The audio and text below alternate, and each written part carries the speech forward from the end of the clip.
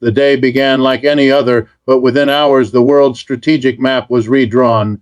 Across two continents, skies once thought impenetrable were pierced by the most advanced weapons ever deployed in combat. Israel and Ukraine, two nations at the center of Western security guarantees, were struck by hypersonic missiles, a technology long whispered about in classified briefings and academic seminars, but never before unleashed in battle with such precision. Almost at the same time, on the other side of the world, China unveiled an arsenal of cutting-edge weapons in a carefully staged military parade, each weapon system glinting under the television lights, each tank tread and missile launcher rolling past as if in synchronization with the explosions half a world away. To the casual observer, these might appear as separate events. To those watching from the corridors of power in Washington, London, Brussels, and Moscow, the timing was unmistakable. This was not coincidence, but choreography. The missile strikes and the parade together signaled the crumbling of a monopoly the United States had enjoyed for decades, the unquestioned dominance of advanced military technology, and the assumption that America and its allies could shield themselves and dictate the terms of global security. The shock was immediate. In Israel, air raid sirens screamed as residents of Tel Aviv and Jerusalem huddled in shelters, trusting in the layers of missile defenses that had protected them from thousands of rockets over the years. Yet this time the sky offered no shield. The Iron Dome, the David Sling, even the Arrow system designed to intercept long-range threats, all failed. The incoming hypersonic missile did not trace the predictable arc of a conventional ballistic weapon. It darted and swerved, a streak too fast and too clever for radars to track, and within moments it detonated on its target. The damage was physical, but the psychological wound cut deeper. For the first time in decades, Israelis felt naked beneath their skies. In Ukraine, the experience was brutally familiar yet disturbingly new. The country has endured relentless missile and drone attacks since Russia's full-scale invasion, and Western-supplied systems like Patriot batteries had become lifelines. But against hypersonics, they too proved useless. A senior Ukrainian officer described it bluntly: "By the time we detected it, it was already too late. We had seconds, not minutes. It was like trying to catch a bullet with bare hands." The implications for Kiev were stark. If these new weapons could bypass the most advanced Western defenses, then no infrastructure, no command post, no city was truly safe. What made these strikes so unsettling was not just the destruction they caused, but the collapse of a belief that had anchored Western security for generations. Since the Cold War, deterrence was built on two assumptions: that the United States and its allies could intercept most threats, and that any strike could be punished decisively. Hypersonic weapons challenge both. They compress decision-making time from minutes to seconds, creating impossible dilemmas for commanders and political leaders. Do you retaliate instantly, risking catastrophic escalation based on incomplete data, or do you hesitate, gambling on the hope that the threat may be smaller than feared? In this new reality, hesitation can be fatal, but haste can be disastrous. The very fabric of deterrence begins to unravel. Even as the world digested this, images from Beijing broadcast a second layer of the message. Along immaculate boulevards, China paraded its latest drones, stealth aircraft, long-range missiles, and naval weapons. Soldiers marched in perfect synchronization, and gleaming launchers rolled past with deadly elegance. The event was more than pageantry. It was strategic theater designed for both domestic and international audiences. To its own citizens, China was saying, "We are ready, strong, and prepared to defend our rise." To its adversaries, the message was unmistakable: we are no longer merely an economic superpower. We are a military heavyweight capable of standing shoulder to shoulder with any power on Earth. The juxtaposition was impossible to ignore. While missiles fell on Israel and Ukraine, China needed no explosions to make its point. The symbolism was as potent as the strikes themselves: kinetic power from Russia and its allies, industrial and symbolic power from China, all converging into one moment of defiance against the Western-led order. In Washington, alarm bells rang. The Pentagon had studied hypersonic threats for years and poured billions into research, but the deployment of these weapons in live combat confirmed the worst fears of strategists. America's traditional advantage, its global shield of alliances, its technological supremacy, its industrial base was eroding. The United States still possessed unmatched firepower, but the assumption of impunity, the belief that its allies could always be defended, had been shattered. For Israel, the strike was a humiliation that cut at the heart of its national doctrine. The country has long lived by the principle that survival depends on deterrence through strength. Missile defense was more than technology, it was a psychological fortress that assured citizens and warned enemies. Its failure in the face of hypersonic attack was more than a tactical setback, it was a strategic rupture. As one Israeli commentator put it bluntly, the myth of invulnerability is gone. The enemy has shown they can reach us and we cannot stop them. For Ukraine, already in the crucible of war, the strike underscored a cruel truth. Western promises of protection had limits. The Patriot and other European systems were not magical shields. They were vulnerable just as Ukraine itself was vulnerable, and that vulnerability raised troubling questions about the credibility of American security guarantees elsewhere. If Kiev could not be protected despite billions of dollars in aid, what about Warsaw? What about Vilnius? What about the American bases in Ramstein or Okinawa? The psychological impact reverberated far beyond the battlefields. Deterrence is as much about perception as it is about firepower. If allies no longer believe they are safe under the American umbrella, their behavior changes. Some will cling closer to Washington, demanding even more support. Others will hedge, exploring ties with adversaries or alternative powers. The unity of Western alliances, once taken for granted, now looked less certain. Meanwhile, the speed of hypersonics compressed not only military timelines but diplomatic ones. Negotiation and de-escalation require time. When missiles travel at Mach 10, time evaporates. The world teeters closer to accidental escalation. A radar blip misinterpreted, a launch misread, a decision rushed in seconds rather than minutes. Any of these could ignite a conflict that spirals beyond control. The strikes revealed not just a vulnerability but a new instability embedded in the very structure of global security. Against this backdrop, China's parade took on even greater significance. It was not a demonstration of force in isolation, but part of a larger, coordinated moment. Hypersonics struck in the Middle East and Eastern Europe. China rolled out its arsenal in Asia. Together they formed a narrative. The United States is no longer alone at the top. The world is no longer unipolar. Power is distributed, contested, and shifting. And yet perhaps the most surprising actor in this drama was Yemen, war-torn, resource-poor, under blockade and bombardment for years. Yemen nonetheless managed to develop and deploy weapons that disrupted shipping in the Red Sea and rattled regional stability. Its ability to innovate under siege highlighted a profound reality of modern conflict. Power is no longer reserved for the richest nations. Resourcefulness, asymmetry, and external support can allow even the weakest states to influence global dynamics. This inversion of the traditional hierarchy unsettles the old logic of international relations. Taken together, these developments revealed a world where the assumptions of the past no longer hold. The United States still commands enormous military, economic, and cultural power, but its monopoly is gone. Adversaries have adapted, innovated, and found ways to defy Western pressure. Russia has reshaped its economy into a wartime machine, producing weapons despite sanctions. China has fused civilian and military industries to accelerate its rise. Even Yemen demonstrates how resilience and ingenuity can challenge larger powers. The strikes and the parade were not just events. They were announcements. The age of uncontested American dominance is over. A multipolar world is not emerging someday in the future. It is here now and shaping the way conflicts unfold, alliances shift, and nations perceive their security. In Washington, the question quickly turned from what had happened to what it meant. The Pentagon's initial statements were measured, acknowledging the use of advanced missile technology and reaffirming America's unwavering commitment to its allies.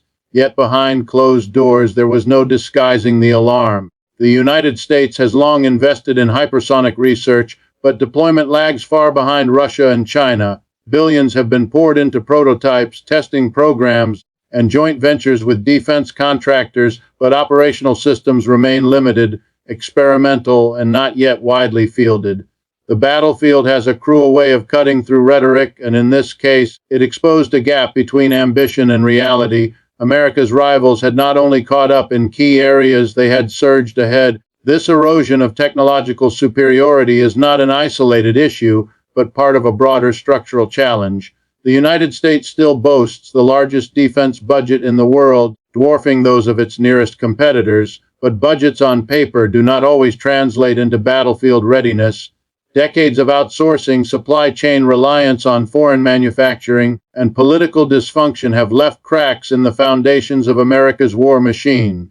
During the Cold War, the United States maintained an industrial base capable of sustaining global conflicts for years. Factories produced ships, tanks, aircraft, and ammunition at a pace designed for existential struggle. Today, by contrast, the defense industry struggles to replace the munitions sent to Ukraine. Production lines for artillery shells, precision missiles, and air defenses are overstretched, and restarting mothballed capacity takes years, not months. By contrast, Russia, under sanctions and economic isolation, has adapted with startling resilience.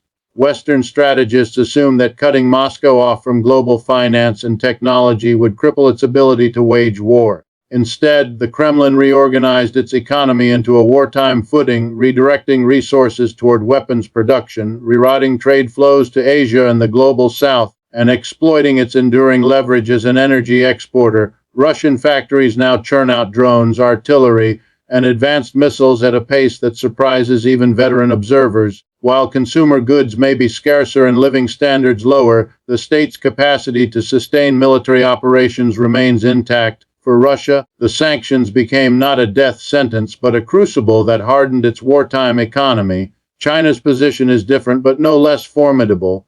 As the world's manufacturing hub, Beijing has long invested in what it calls military-civil fusion, the integration of civilian industry with military needs. This allows rapid adaptation of consumer technologies, such as drones and artificial intelligence, into military applications. The parade showcasing sleek missile systems and stealth aircraft was not only a performance for the cameras but a testament to years of deliberate strategy. Unlike the United States, which often treats its defense sector as a separate, specialized domain, China has woven military priorities into its broader economic rise. The result is a vast, flexible base capable of sustaining both peacetime growth and wartime mobilization. The comparison is stark. While the United States debates budgets in Congress and struggles to meet recruitment goals, Russia and China demonstrate the ability to innovate under pressure and mobilize entire economies for sustained conflict. This shift undermines one of Washington's central assumptions, that adversaries could be deterred or exhausted through economic pressure alone. Sanctions have not broken Russia, tariffs have not slowed China. Instead, both have developed resilience, finding alternative partners, building self-sufficiency, and redefining the rules of economic warfare. Even more striking is the role of smaller players like Yemen. Long dismissed as a marginal actor in global politics, Yemen's ongoing war has forced it to innovate with limited resources.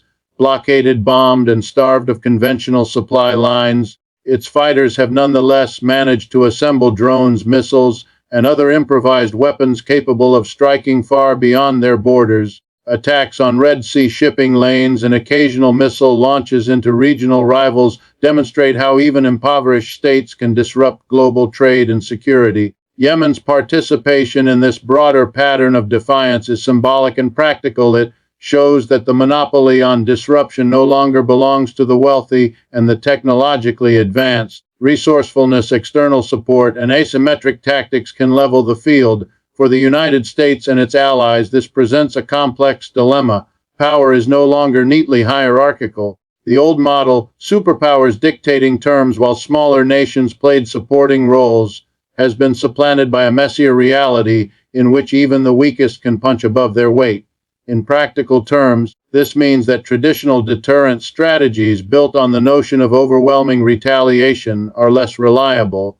How do you deter an actor like Yemen, whose leaders may be willing to endure suffering and destruction in pursuit of symbolic victory? How do you punish a network coalition of powers that coordinate without forming formal alliances, striking in different domains but toward the same goal of eroding Western dominance? The psychological dimension of this shift cannot be overstated. Deterrence has always relied on credibility, the belief that promises of protection are backed by real capability.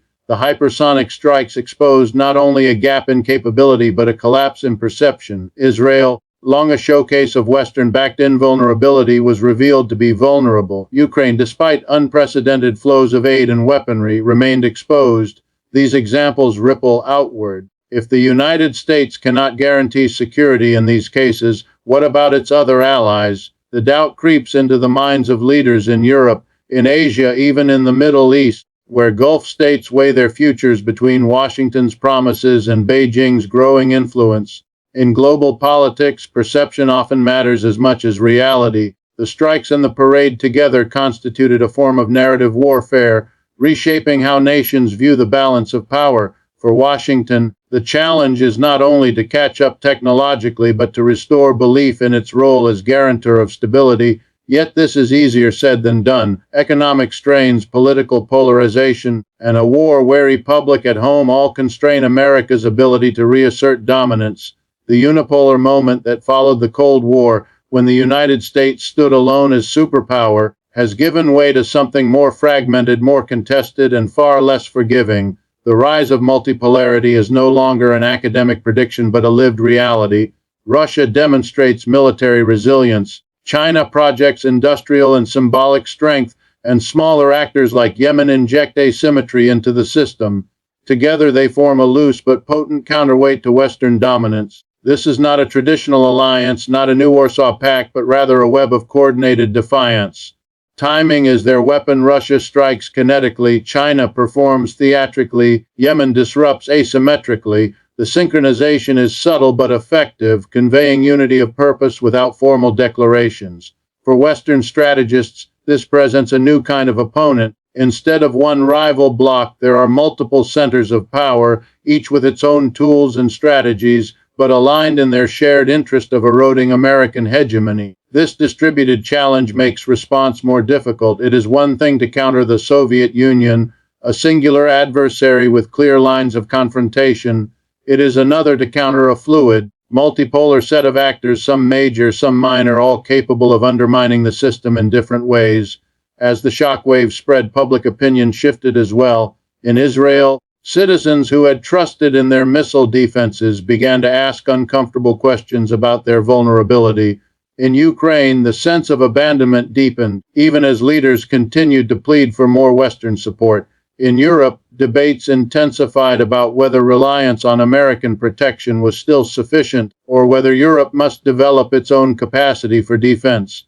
And in Asia, states caught between Washington and Beijing watched China's parade with new eyes, calculating how best to navigate a future where American dominance is no longer guaranteed. The deeper truth revealed by this moment is that power in the 21st century is measured not only in weapons or budgets, but in resilience and adaptability. Russia, though sanctioned, adapts. China, though rising, integrates. Yemen, though impoverished, innovates. The United States, despite its immense resources, struggles under the weight of bureaucracy, political division, and overextension. In this calculus, the advantage shifts. The ability to sustain conflict, to innovate under pressure, and to project confidence becomes as decisive as the size of one's arsenal. Perhaps most unsettling is the recognition that this shift is permanent.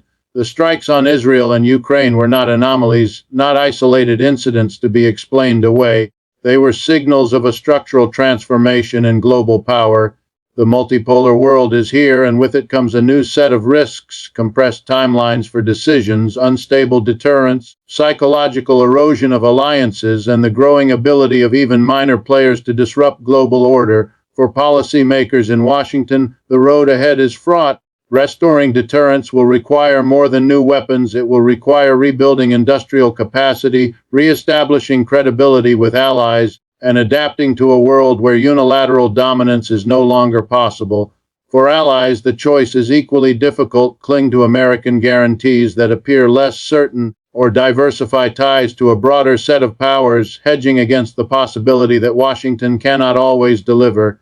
The strikes and the parade, taken together, marked a turning point. They were not just about military technology or symbolic displays. They were about narrative, psychology, and the redistribution of power on a global scale. They forced a reckoning with the end of an era, the recognition that the unipolar moment has closed, and that the future will be shaped by a contest among multiple actors, each armed not only with weapons but with resilience, strategy, and the determination to rewrite the rules of global order.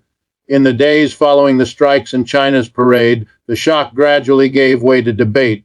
Across Europe, leaders convened emergency meetings, each one shaded by an undercurrent of unease. For decades, the continent had relied on the twin pillars of NATO's collective defense and the American security umbrella. The assumption was simple: Washington's power was overwhelming, its guarantees ironclad.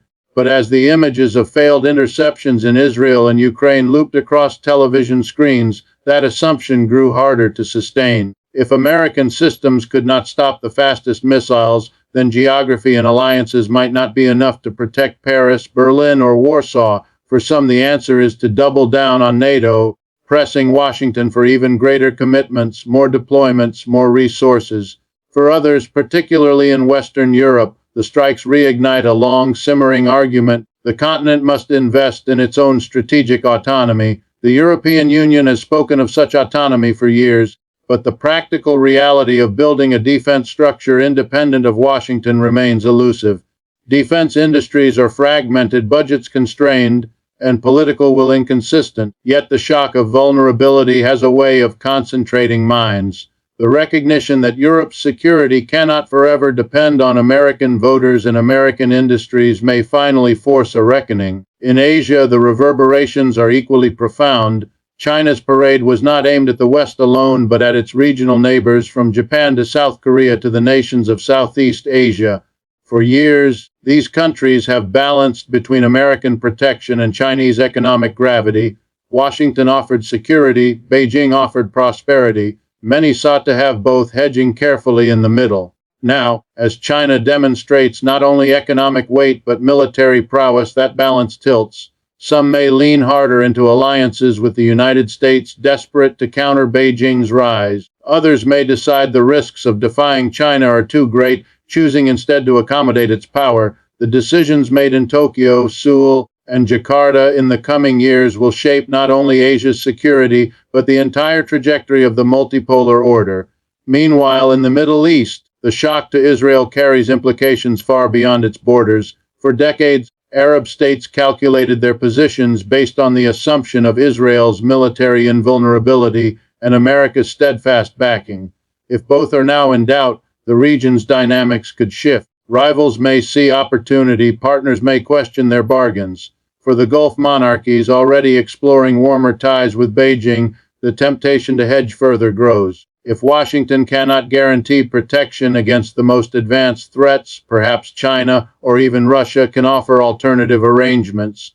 The geopolitical chessboard of the Middle East, long dominated by American moves, may now open to new players. The risks extend beyond strategy to survival. Hypersonic weapons compress decision-making into terrifyingly short windows. In the Cold War, humanity survived several near misses because leaders had minutes, even hours, to verify and reconsider before launching retaliatory strikes. In a hypersonic world, those minutes shrink to seconds. The margin for error vanishes. A false radar reading, a malfunctioning satellite, a panicked operator, any of these could trigger escalation before reason has time to intervene. The danger of miscalculation, always present in great power competition, now looms larger than ever. This is not the first time the global order has shifted. History offers echoes.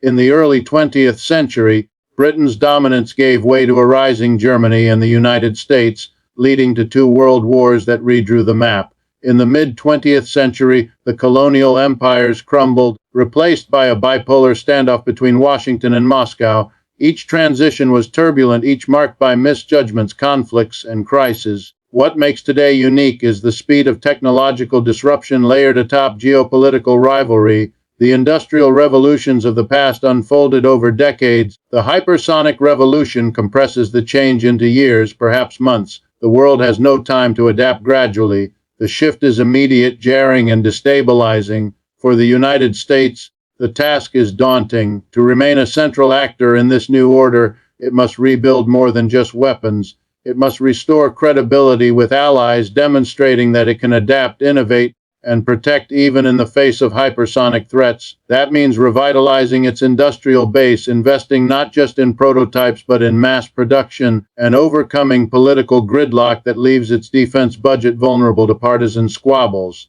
It also means rethinking strategy, moving away from assumptions of unilateral dominance toward approaches that acknowledge multipolarity. Partnerships will matter more, not less, but they must be based on trust reinforced by capability, not promises unsupported by performance. For its rivals, the challenge is equally complex. Russia, emboldened by resilience, must manage the long-term strains of war and sanctions. Its economy may sustain weapons production now, but cracks could widen if conflicts drag on indefinitely. China, for all its confidence, must balance its assertiveness with the risk of provoking coalitions that contain its rise. Yemen, for all its ingenuity, remains vulnerable to the overwhelming firepower of stronger states. Multipolarity does not mean equality, it means contestation, and contestation brings risks for all. The psychological battlefield, however, is already tilting. Around the world, nations watch and conclude the American-led order is no longer inevitable. Alternatives exist, options are opening, power is distributed. That perception alone reshapes behavior. Allies hedge, rivals push boundaries, neutral states experiment with non-alignment. The narrative of unipolarity is broken, and in international politics, once a narrative collapses, it rarely returns. In the halls of universities and think tanks, some argue that this moment could be managed, that multipolarity need not lead to catastrophe. They point to the concert of Europe in the 19th century, a balance of powers that, though imperfect, managed to avoid continent-wide war for decades. Could a similar framework emerge today, with the United States, China, Russia, Europe, and regional powers finding a way to coexist in structured competition? Perhaps, but skeptics warn that the speed of modern weapons and the volatility of modern politics make such stability unlikely. The more players, the greater the chance of miscalculation. The faster the weapons, the smaller the room for error. The stakes are higher, the timeline shorter, the risks sharper. And yet, for all the danger, there is also clarity. The illusions of the past, of invulnerability, of uncontested dominance, of the permanence of American hegemony, have been stripped away. What remains is the raw reality of a multipolar world, a world where power is shared, where resilience matters as much as firepower, where even the smallest state can disrupt the strongest, where technology levels the field and psychology reshapes alliances. This is not a temporary phase, it is the structure of the new century. The day the hypersonics fell and the parades rolled will be remembered not simply as a day of strikes and pageantry, but as the day the old order cracked. It will be studied in military academies and written into the footnotes of history books as the moment deterrence faltered, confidence wavered, and multipolarity announced itself not with speeches but with fire and steel. Future generations may look back on it the way we look back on Sarajevo in 1914 or the fall of the Berlin Wall in 1989, not just as an event but as a hinge of history, a moment when the world turned. The United States will not disappear. It remains powerful, wealthy, and innovative, but it no longer stands alone. Its supremacy has ended, its monopoly is broken, its dominance contested. The new world that rises is faster, riskier, more fragmented, and more complex. It is a world where strategy must adjust to seconds, where alliances are fluid, where narratives compete as fiercely as armies. It is a world in which the future will be determined not by a single superpower,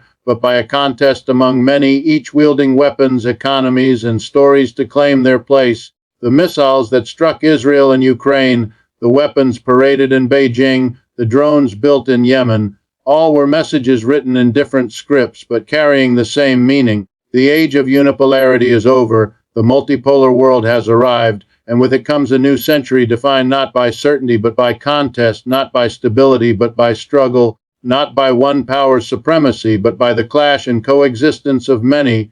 The day the sky changed marked not only the end of an era but the beginning of another, one whose outlines we are only beginning to glimpse, one that will shape the destiny of nations for decades to come.